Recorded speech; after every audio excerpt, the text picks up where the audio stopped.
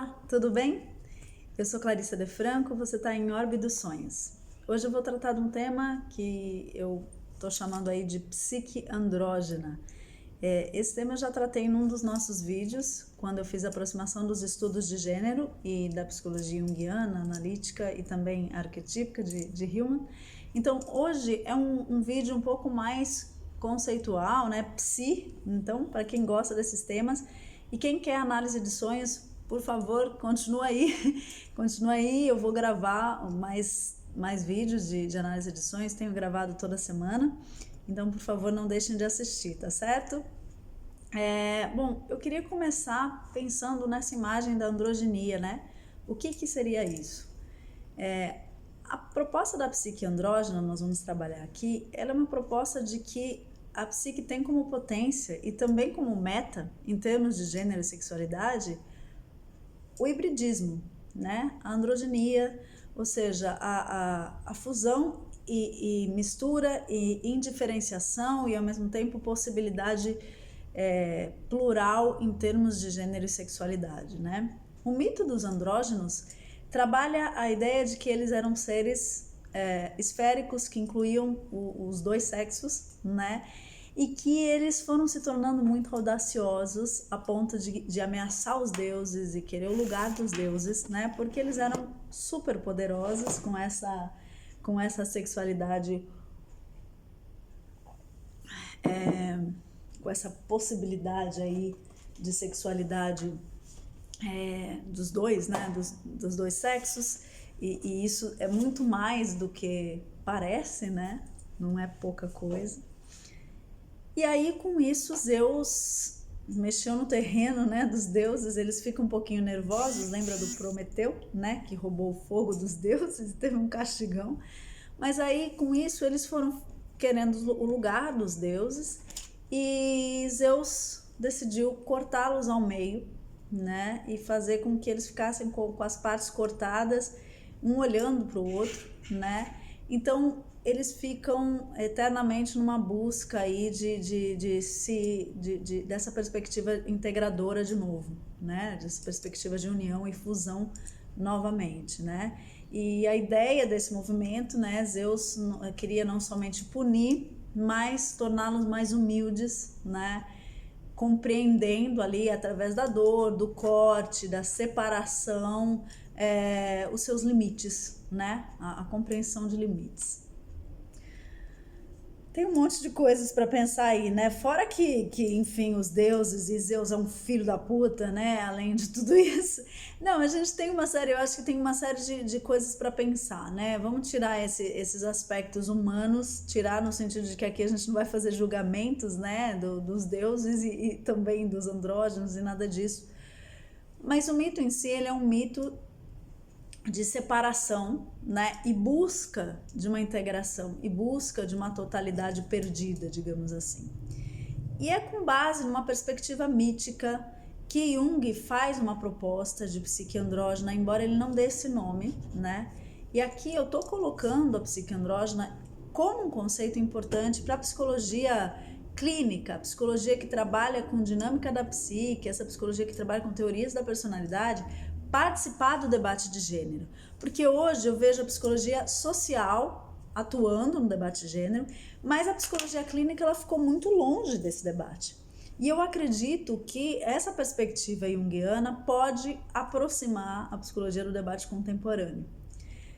A psique andrógena, então, ela trabalha com essa ideia mítica, né, de que existe uma totalidade, né, de que foi aí separada, né, e que essa totalidade separada, ela é, na verdade, a meta, né? A meta da consciência, a meta da psique, ela é essa totalidade, essa integração, essa perspectiva de ter os sexos ali disponíveis em um, né? E aí, nessa separação, o que ocorre? Ocorre as polaridades, né? Nessa separação ocorrem as polaridades. Então os andrógenos que ficam ali cada um com o seu sexo falando, mas cadê, né? Eu sou inteiro, eu não sou essa parte aqui. E aí todo mundo vai falar, nossa, mas essa ideia é aquela clássica ideia da tampa da panela, né? Que a gente precisa da panela né? Precisa da tampa para tampar a panela. E isso é péssimo, porque a gente não é inteiro em si, a gente precisa do outro para se complementar. Calma, gente. Lembrando que aqui nós não estamos falando de pessoas, não estamos falando de situações específicas, nós estamos falando de um princípio mítico, né? E esse princípio mítico, ele tem várias maneiras de ser aplicado. E eu acho que se a gente aplicar ele com uma consciência mais ampla e mais profunda a partir dos estudos junguianos, a gente tem como fazer uma boa síntese aqui, que é justamente esse é o ponto. O Jung tem 2 livros que estão mais no final da vida, que ele faz uma junção com alquimia, que é o Mysterium Coniunctionis e o Livro Vermelho, né? Que são livros assim que ele trabalha essa perspectiva da polaridade, né, das polaridades e da androginia de uma maneira muito interessante. O Edinger, que é um junguiano, que ele tem esse livro, o Edinger, deixa eu ver, tá aqui, Mistério da Coniunctio, que ele trabalha o conceito de Coniunctio do Jung e trabalha em cima desse livro do Mysterium Coniunctionis. E o Coniunctio é a imagem justamente desse casamento sagrado, né? Em que esses princípios de polos, né? Esses princípios que são de polaridades, eles se fundem, que é essa ideia do andrógeno, né, como meta, né? E se transformam em uma coisa para além, né, do que as polaridades seriam originalmente permitiriam, né? Eles fazem uma coisa para além das partes individuais. Então, é uma perspectiva de integração e de transformação. E o Edinger fala uma coisa que eu acho super rica. Ele fala assim, olha, o ouro, né, a preciosidade de cada ser humano é uma consciência de que esse ser humano é portador de opostos. E aí, opostos é sempre complicado, né, que a gente começa a falar, bom, mas por que o masculino é oposto ao feminino, né? Por que o masculino tem que ser atribuído à objetividade, à racionalidade, à agressividade, à assertividade, enquanto a mulher está associada à receptividade, à intuição, à subjetividade, às emoções? Por que tem que ser oposto? Então, essa é uma questão, né? Quando a gente faz, vamos pensar no mito, a separação, né? Ficam 2 partes aí, que são polos, né? Esses polos, eles são potências de síntese. Vamos pensar nas polaridades emocionais. Quando a gente está, por exemplo, com muito ódio de uma situação, de uma pessoa, no fundo é porque aquela pessoa, ela importa, né? Se aquela pessoa não importasse, a gente não teria tanto ódio. Então, no fundo, a experiência do ódio, ela é a mesma experiência emocional do amor, mas ela está numa outra... num outro polo, né? No fundo está falando da mesma experiência. E isso é muito importante que a gente entenda. Por quê?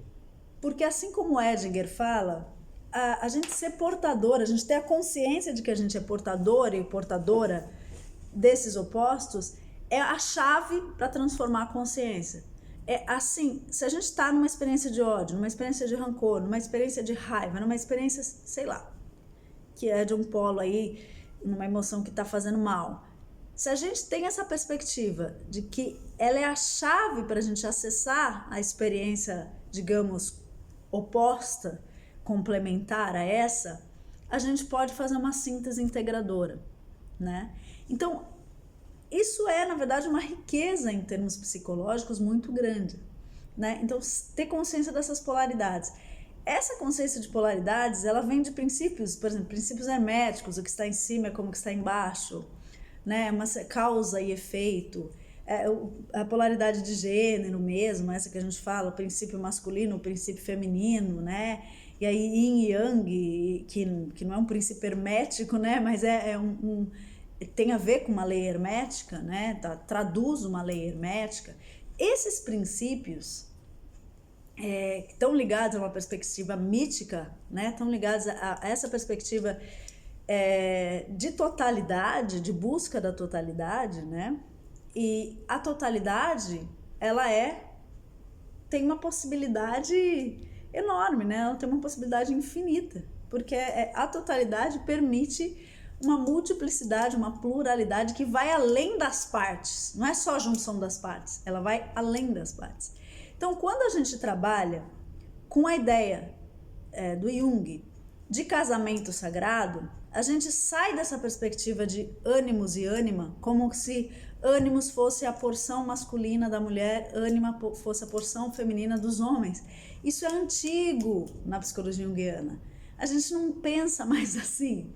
Quer dizer, a gente trabalha numa possibilidade muito mais criativa e integrada, né? Uma possibilidade em que tudo contém tudo e está dentro de tudo, porque são possibilidades arquetípicas mesmo, míticas, que estão ali para serem integradas. O objetivo, né, da individuação, a meta da consciência é a individuação, que a individuação é fazer síntese, síntese simbólica, síntese psicológica, né? Então, toda essa perspectiva que eu estou trazendo aqui, ela reformula muito os princípios, né? Como a gente analisa a psique.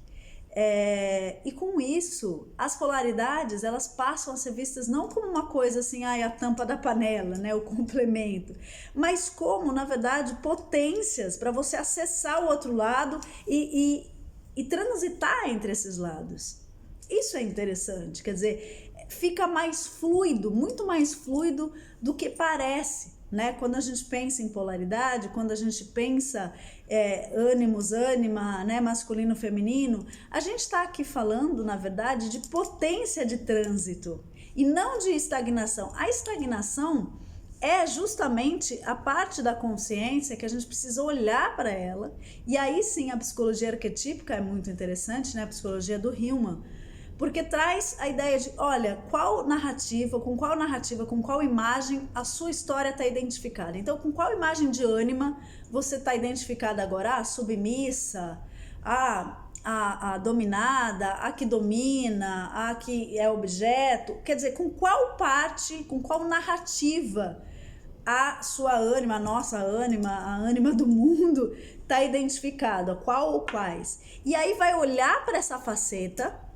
e vai retirar dessa faceta a sua potência de transformação e de síntese. E aí sim, quanto mais a gente amplia aquele símbolo, né, com qual a ânima, por exemplo, está identificada, ou o ânimos está identificado e tal, mais a gente vai permitir de novo a fluidez, ou seja, esse movimento da psique andrógena. A psique da psicologia analítica, da psicologia junguiana, da psicologia arquetípica é uma psique andrógena. Eu tô fazendo essa afirmação, né? Porque ela é uma base para recolocar a psicologia a psicologia analítica, enfim, dentro dos debates contemporâneos de gênero. Eu acho muito importante. E aí vai ficar para um próximo vídeo, uma proposta de um sagrado não binário, sagrado trans, né? Essa proposta eu estou desenvolvendo junto com uma parceira aí, Eduardo Menberg, de Albuquerque, Maranhão, enfim, é uma parceira de estudos, é uma parceira de escrita, e a gente está desenvolvendo essa imagem do sagrado não binário ou sagrado trans, né? A partir dessa perspectiva da psique andrógena. Bom, a gente vai chegando ao final aqui. Eu te agradeço muito. De novo, eu vou gravar aí sobre sonhos, tá? Então não deixem de assistir. Eu sei que essa parte é mais um psicologuês, mas quem quiser dialogar comigo, estou aí no clarissadefranco@hotmail.com. Muito obrigada. Tchau!